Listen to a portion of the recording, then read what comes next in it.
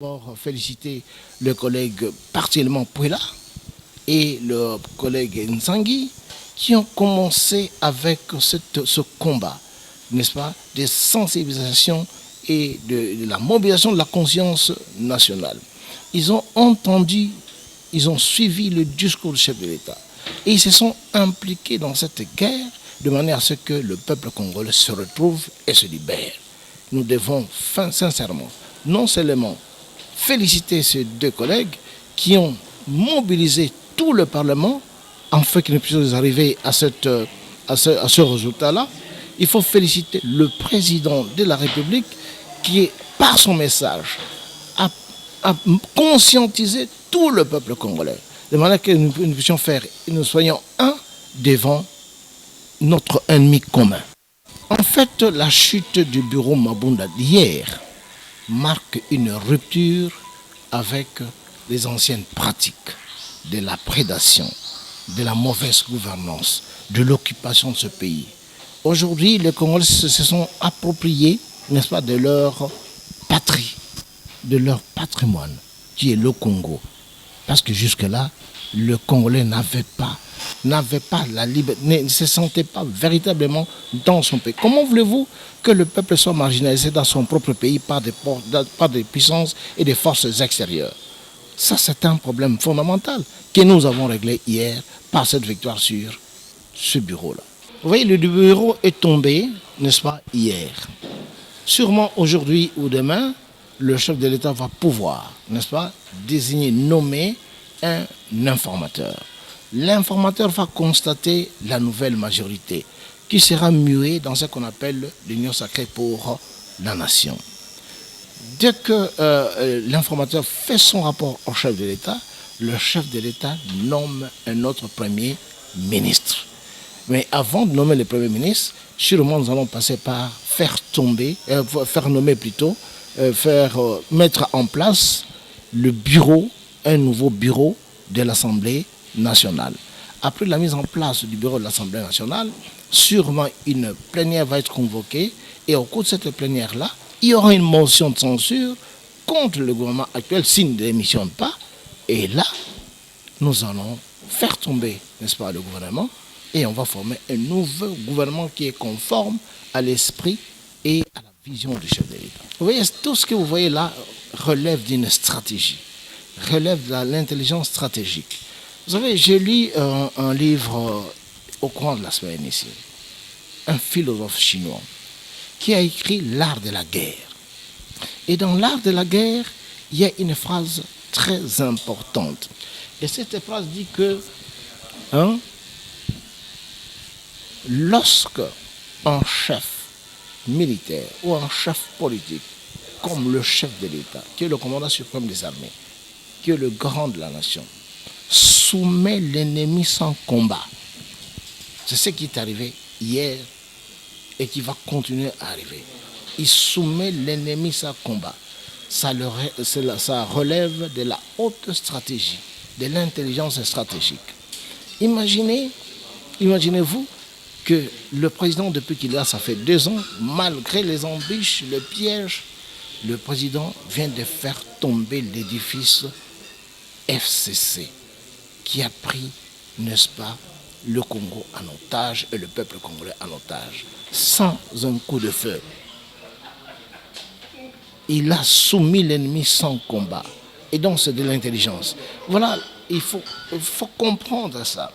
Et il le dit dans un message à la nation. Il le dit, moi j'étudie bien les personnes et je comprends ceux qui sont sans m'agiter. C'est de la sagesse. Qui pouvait croire qu'en 2 ans, le FCC peut tomber de cette manière-là, et cette manière éhontée? Qui pouvait croire? Mais hier, c'est arrivé. C'est de l'intelligence. Vous voyez? Et là, c'est à cause de son message, parce qu'il a mobilisé le peuple. C'est à cause de son message, il a conscientisé les députés.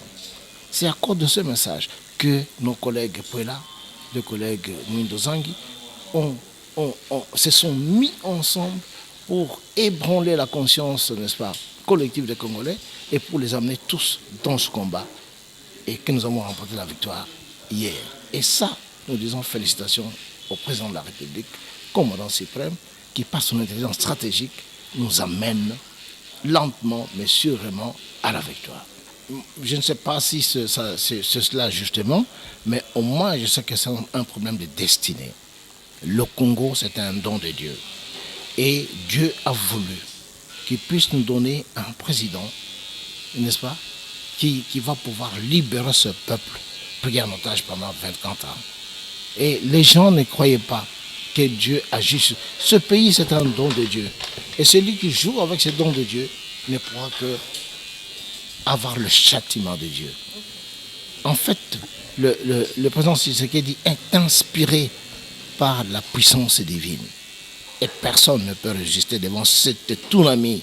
C'est en fait une tsunami qui va ébranler tout.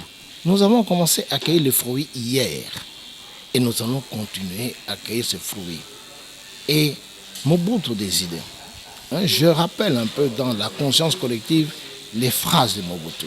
Lorsqu'il disait « mire ou pas mire, le fruit tombe quand même devant l'ouragan et la tempête de l'histoire ». Et voilà, nous venons de cueillir le fruit et nous allons déraciner, n'est-ce pas, cet arbre-là, déraciner, parce que la tempête est forte. Vous avez vu que la majorité s'est constituée d'elle-même. On n'a pas fait d'effort. C'est la conscience qui joue maintenant, la conscience congolaise, qui a été interpellée pendant 24 ans. Mais aujourd'hui, n'est-ce pas, tout le monde a pris conscience que nous n'avons qu'un seul Congo et nous avons le chef qui convient et le peuple doit se mobiliser derrière le commandant suprême.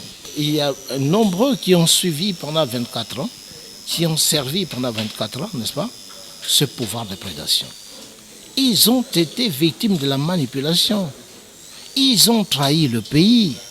Comment, madame, vous pouvez comprendre que toi, fils de ce pays, vous vous mettez au service d'un pouvoir qui a ruiné le Congo à ce point, qui a rendu le peuple congolais en état bestial, en état d'esclavage. Et vous avez accepté de trahir votre pays juste pour satisfaire votre ego, vos besoins individuels. Regarde comment le système a été organisé. Regarde les dernières élections ici. Qu'est-ce qui s'est passé? C'est le papa qui est député national, il est en même temps député provincial, il est ministre et il laisse la place à son fils, à sa fille, et c'était comme ça pour toutes ces familles qui ont dominé le Congo pendant 24 ans. Ils ont privatisé le Congo. Ils ont rendu le Congo comme étant, n'est-ce pas, un bien privé. Ceux-là qui ont collaboré avec ce pouvoir-là, ils doivent comprendre qu'ils ont péché contre le peuple congolais. Ils ont hypothéqué l'avenir du Congo pendant 24 ans. Regarde à l'époque de Mobutu. Vous êtes congolaise. Est-ce qu'il y avait le système Kuluna? Vous avez vu le système Kuluna ici? Mais aujourd'hui, ils nous ont laissé quoi? Une jeunesse corrompue. Une jeunesse qui est pratiquement désœuvrée. Il y a des Kuluna partout. Vous les avez vus au Parlement. Comment vous pouvez comprendre que des jeunes gens sont entrés dans la salle du Congrès avec des machettes? Voilà ce qu'ils nous ont légué. Les députés nationaux ont opté pour sauver le Congo. Ils ont sauvé le Congo. Et le peuple tout entier, vous avez vu dans la manifestation, tout entier est derrière eux et ça va aller ainsi. Ceux-là qui ont trahi, la justice est là pour les traquer. Ceux qui ne vont pas se repentir, ils seront écrasés par la loi. C'est ça, parce que nous sommes dans un État. Nous avons prôné, nous, l'État de droit. Et d'abord, le peuple, d'abord. C'est la propagande. Non, le président Tshisekedi n'est pas tribal. C'est une propagande de cela, de ce malfaiteur-là. Il fallait, n'est-ce pas, salir l'image du chef de l'État, n'est-ce pas, dans l'opinion et nationale et internationale. Ils ont fait même, n'est-ce pas, une vidéo là-dessus. Hein? Ils ont fait une vidéo là-dessus. C'était pour salir l'image du chef de l'État. Opposer le chef de l'État aux autres tribus de la République. Mais aujourd'hui, ils peuvent le dire. Ce sont eux qui ont posé d'ailleurs, n'est-ce pas? Ce sont eux qui ont posé, qui ont créé de rivalités, des guerres tribales entre, n'est-ce pas, les Congolais. Nous, les Congolais, les vrais Congolais, nous n'avons jamais été en contradiction ou en guerre. Jamais. Depuis 60 à ce jour, tu as déjà vu une tribu qui se bat contre une autre au Congo? Ça n'existait pas. C'est eux qui ont mené cette mentalité d'opposer les gens pour bien régner. Ils ont même fait une loi qu'on appelle de la décentralisation.